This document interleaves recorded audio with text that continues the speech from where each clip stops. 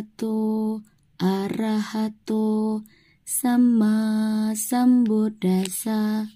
Idha tapati peca tapati papakari ubhaya tatapati papang me katanti tapati biyo tapati dugatim gato. Artinya, pelaku kejahatan menderita di alam ini dan juga di alam berikutnya. Di kedua alam itu, ia menderita.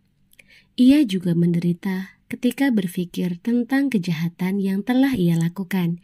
Ia lebih menderita setelah pergi ke alam yang penuh derita. Pada suatu ketika, Yang Mulia Dewadatta, salah seorang sepupu Sang Buddha, berdiam bersama Sang Buddha di Kosambi. Selama berdiam di sana, ia melihat bahwa Sang Buddha menerima banyak penghormatan maupun persembahan. Ia merasa iri dengan Sang Buddha dan ingin menjadi pemimpin biku sangha, persamuan atau persaudaraan para biku. Pada suatu hari, ketika Sang Buddha sedang memberikan ceramah di wihara hutan bambu di Rajagaha, ia mendekati Sang Buddha dan menganjurkan agar biku sangha dipercayakan kepadanya. Sang Buddha menegurnya sambil menjelaskan bahwa ia tidak layak memegang tanggung jawab yang demikian besar.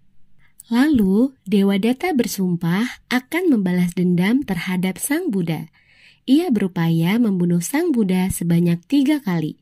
Pertama, dengan menyewa sejumlah pemanah, dan kedua, dengan menggulingkan sebuah batu yang besar kepada Sang Buddha dari Gunung Gijakuta, dan ketiga, dengan menyuruh gajah Nalagiri menyerang Sang Buddha. Setelah gagal membunuh Sang Buddha, Dewadatta mencoba memecah belah biku sangha. Taktik itu juga gagal karena adanya campur tangan Arahat Sariputta dan Arahat Moggallana. Lalu, Dewadatta jatuh sakit dan sangat menderita selama 9 bulan. Pada suatu hari, ia ingin bertemu dengan Sang Buddha dan meminta maaf untuk perbuatan-perbuatan jahat yang telah ia lakukan. Ia tidak bisa bertemu dengan Sang Buddha sebelum kematiannya. Setelah kematiannya, ia terlahir kembali di alam kehidupan yang sangat menyedihkan. Penjelasan. Pelaku kejahatan adalah orang yang aktif menimbun perbuatan buruk yang merupakan energi-energi yang merugikan. Ia melakukan tindakan jahat untuk menghibur dirinya. Ketika pelaku kejahatan itu terus melakukan pembunuhan, pencurian, dan perzinahan, serta mengkonsumsi zat yang melemahkan kesadaran, hal-hal yang demikian menyenangkan dan membahagiakan baginya. Pikiran bahagianya dengan tindakan jahat itu, tetapi keadaan itu dianggap sebagai salah satu jenis kebahagiaan yang rendah atau milhasuka. Benar bahwa seorang pemburu bahagia dengan perburuannya. Ketika ia menangkan seekor rusa, tindakan itu merupakan salah satu kebahagiaan baginya. Tetapi tindakan itu adalah salah satu kebahagiaan yang sangat rendah dan melanggar etika, yang sebaiknya menimbulkan penderitaan fisik maupun mental yang berat.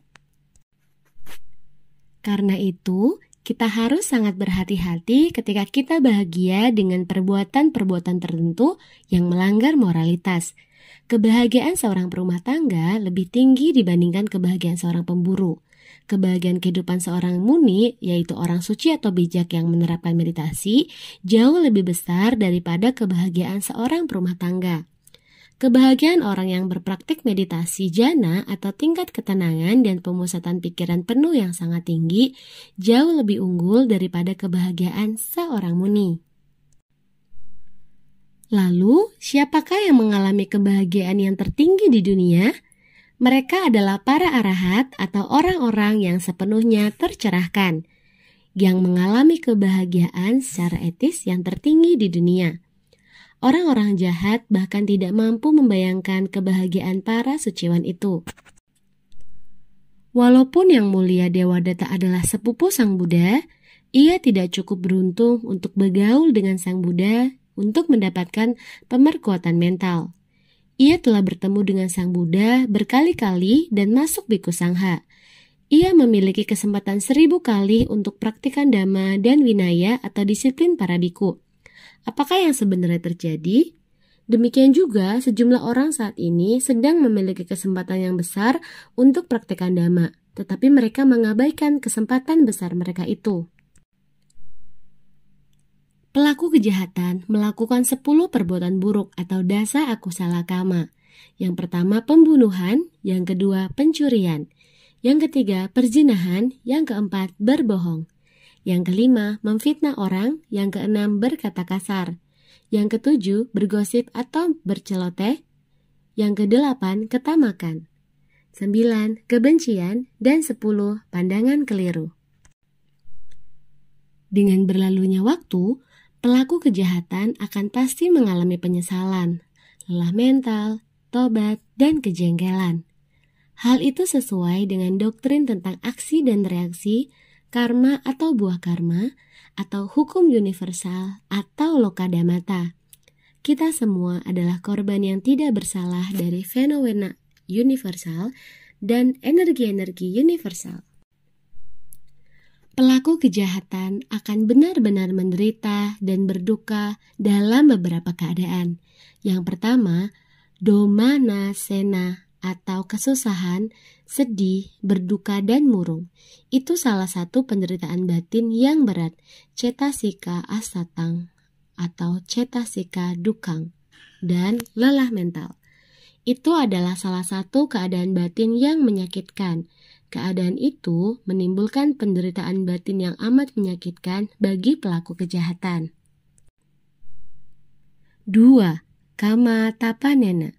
Lelah mental karena mengingat tindakan-tindakan buruknya di masa lampau.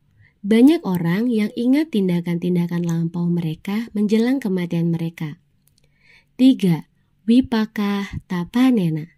Ketika orang itu menerima akibat-akibatnya, ia juga harus mengalami penderitaan dan duka cita fisik dan batin yang berat sekali. 4. Ati darunena apaya dukena. Penderitaan fisik yang mengerikan di neraka. Sekian untuk video ini dan sampai jumpa di video-video berikutnya. Terima kasih.